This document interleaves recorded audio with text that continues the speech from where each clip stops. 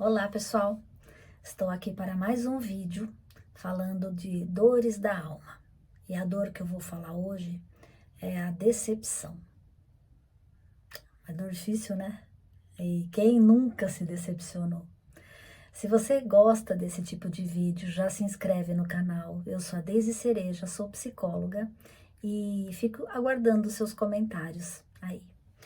Então, voltando lá para a questão de dores da alma, né? E hoje essa dor, que é a decepção, é uma dor muito complexa, né? É uma emoção complexa, universal, e ocorre sempre que há uma disparidade entre a expectativa que a gente tem de um resultado, seja ele qual for, e o que de fato a gente obtém desse resultado. Então, sempre que for menor do que o que a gente espera, e isso vai desde amigos, família, nós conosco mesmo, né? Então, de repente, você tem uma expectativa de um desempenho para um esporte, para um resultado, para uma prova, e quando você não atinge aquele resultado esperado, há uma decepção. Ela pode ser de você com você mesmo, ou proveniente de uma relação que provocou isso. As decepções, elas acontecem tanto a nível pessoal, quanto de relacionamento, né, e qualquer forma de relacionamento. Ela pode também acontecer no âmbito profissional, escolar, social, religioso, institucional. Existe a decepção política, né? Que é fácil da gente, infelizmente, da gente ter exemplos aqui no nosso país. Enfim, toda vez que a gente cria uma expectativa e que essa expectativa se frustra, acontece a decepção. E o que a gente faz com isso, né? Porque quais são os efeitos da decepção? A decepção, ela gera uma quebra de confiança, ela gera angústia, tristeza, às vezes raiva, ela gera, ela quebra a nossa capacidade de confiar novamente né, naquilo que nos decepcionou. E esses efeitos, eles podem prejudicar, inclusive, a nossa saúde mental. Porque se eu sou exposto a várias situações de decepção, eu vou perdendo a autoconfiança, né? Até na minha confiança de avaliar onde eu estou colocando aquela expectativa, né? Então, às vezes, algumas pessoas podem trazer para si essa frustração. E isso acaba prejudicando até a maneira como ela se vê, ok? As emoções que estão diretamente ligadas quando o evento da decepção acontece, basicamente é o estresse, a ansiedade, a apatia, muitas vezes, né? A insegurança, o medo. E como que eu faço, né? Eu estou exposta a essa situação. O que eu faço com isso? Primeira coisa é olhar para o que gerou a decepção e avaliar se aquilo que aconteceu eu não poderia ter evitado, eu não poderia ter pensado, né? Eu avaliei mal, eu criei uma expectativa muito diferente daquilo que era possível acontecer. Então, essa diferença entre a minha expectativa e a realidade, eu teria que ter avaliado de uma maneira melhor. E quando eu trago para mim a responsabilidade, eu passo a ter um pouco mais de controle e aprender com o evento para evitar novas situações de decepção. Isso é um ponto.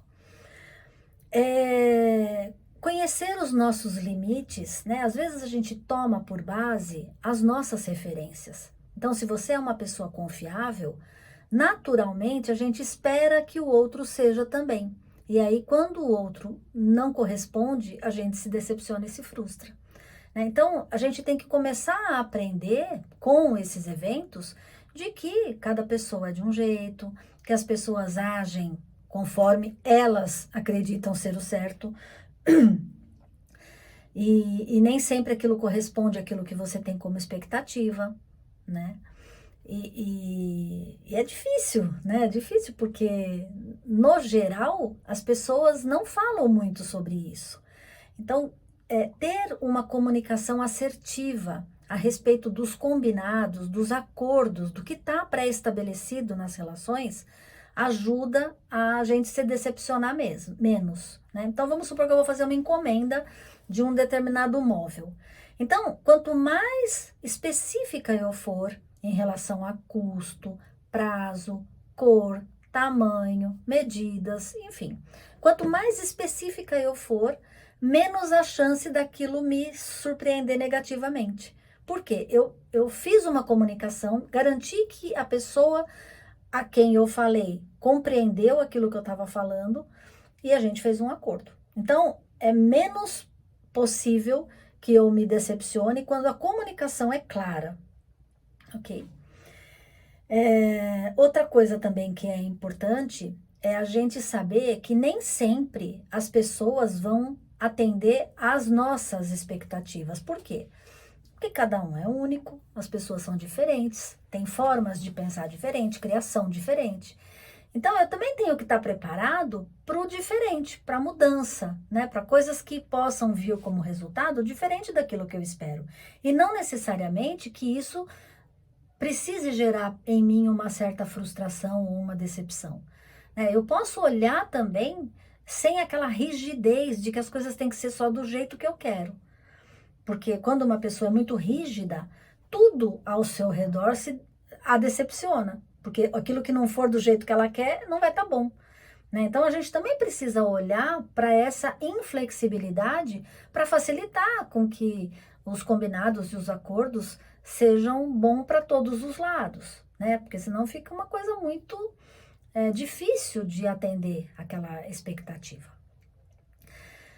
Ter resiliência, né? Quando a gente espera alguma coisa e aquilo não vem, eu também tenho que criar uma certa resistência, uma possibilidade de continuar, né, levando a minha vida e acreditando em outras novos acordos, novas relações, mesmo que eu tenha sido decepcionada em algum. Porque se eu fizer uma generalização de tudo, né, como, não dá para confiar em ninguém, ninguém presta, nananã, e aí vai ficar cada vez mais difícil, cada vez mais complicado de se superar uma situação e aprender com essa situação, né? Então, eu tenho que ter muita clareza de que relacionamento é dinâmico, né? Tanto com a gente mesmo quanto com as outras pessoas, e que tudo pode acontecer, né? Assim, e a gente tem que estar preparado para essas mudanças, aceitar as coisas como elas são, não ter tanta rigidez. Outra coisa também bem importante é a gente não criar uma única fonte de expectativa e de satisfação. Então, por exemplo, eu gosto do meu trabalho, então tudo para mim tem que estar relacionado ao trabalho e só o trabalho que me deixa feliz.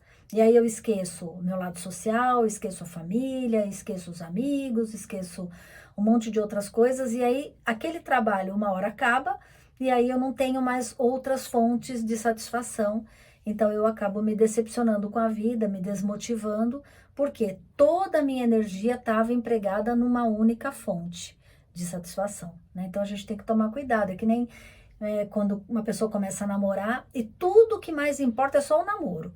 Aí acaba o namoro, não tem amigo, não estudou, não fez outras coisas, e aí acaba tendo uma grande decepção, porque apostou todas as fichas de satisfação numa única fonte.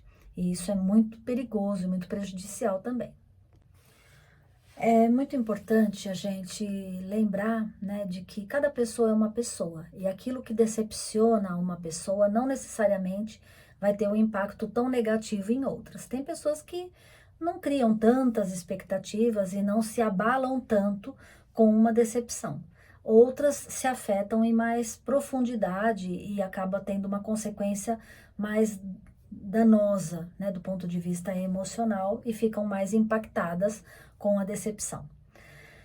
Perceber a maneira como a gente sente as emoções, né, como eu administro, e dar canalizar de uma forma mais criativa, mais assertiva do meu aspecto emocional é fundamental, né? Então, se eu tô triste, é fazer uma análise. Por que que isso me impactou tanto? Por que que eu fiquei tão triste? Qual foi a fonte dessa tristeza, né? Essa decepção, ela veio porque eu avaliei mal, porque aquela pessoa não era muito digna da minha confiança e eu vacilei, não percebi, não observei, né, com a profundidade necessária para não correr o risco de me decepcionar. Então, a gente tem que estar olhando o tempo todo para a gente, para não ficar vulnerável, né? Porque se a gente se descuida, se a gente não cuida de onde a gente vai ali investir o nosso aspecto emocional, a gente pode se machucar, machucar feio, porque são dores que marcam você e pode até gerar um trauma, né? Pode ficar uma pessoa muito fechada, muito fria, muito refratária aos novos relacionamentos, porque passa a não confiar em ninguém. Então a gente tem que tomar muito cuidado, né? De onde a gente vai estabelecer uma relação de confiança e de afeto. Falar sobre isso é muito importante, né? Porque às vezes a gente tem um ponto de vista rígido, né? Fechado. E quando a gente conversa com alguma pessoa, de repente aquela pessoa fala, não, mas não é bem assim. Será que foi por causa disso? Será que foi só por esse ponto de vista? E de repente essa forma de olhar as situações por outros ângulos, por outras vias, nos ajuda a compreender de que não necessariamente aquilo era para gerar uma decepção, que era só uma forma diferente de dar solução a uma determinada situação, né? E não necessariamente uma coisa para me provocar dor, ou para me magoar, ou para me machucar. Aprender também com as experiências, né? Então, quando a gente passa por uma situação e isso às vezes gera um desconforto, sempre olhar para essa situação, ao invés de perguntar assim, poxa, por que comigo? Né? Pergunta assim, nossa, o que que eu tenho para aprender com essa situação? A que isso me serve? E aí você muda a história. Ao invés de você ser vítima de uma situação e ficar, por que comigo? Você passa a ser a pessoa que vai extrair daquele evento um aprendizado, né? Então, a que isso me serve? O que que eu aprendi com isso? E isso faz com que a gente amplie nosso autoconhecimento, a nossa autoestima, a gente se torne um pouco mais fortalecido, mais resiliente diante dos eventos que a gente não tem controle. Reconstruir a nossa autoconfiança e reconstruir os vínculos de confiança. Tem situações que tá dada, né? Então, assim, dependendo do tipo de quebra de confiança, é melhor deixar a pessoa seguir o caminho dela e não precisa ficar ali tentando convencê-la ou ficar ali tentando estabelecer um vínculo onde já foi dada ali uma quebra, né? E não precisa, mantém a distância, deixa a pessoa seguir feliz o caminho dela e você vai seguir o seu. Por quê? Os valores, os princípios, né, são muito diferentes. Então, não pensa você que você vai conseguir mudar alguém. A gente não muda ninguém. A gente só muda quando quer a nós mesmos. E olhe lá, porque não é tão fácil. Então, cada evento que acontece na nossa vida serve justamente para que a gente possa ampliar a nossa consciência, aumentar a nossa perspectiva, né, nossa forma de olhar o mundo, e a partir daí a gente, né, seguir em frente com novos desafios e novas questões.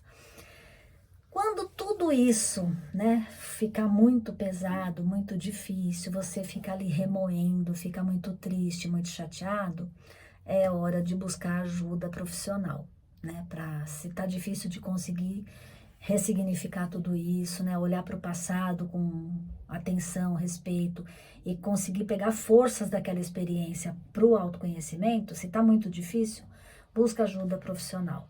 Um psicólogo, um psicoterapeuta vai te ajudar, né? Você vai colocar ali todas essas questões que geram essa angústia, esse mal-estar.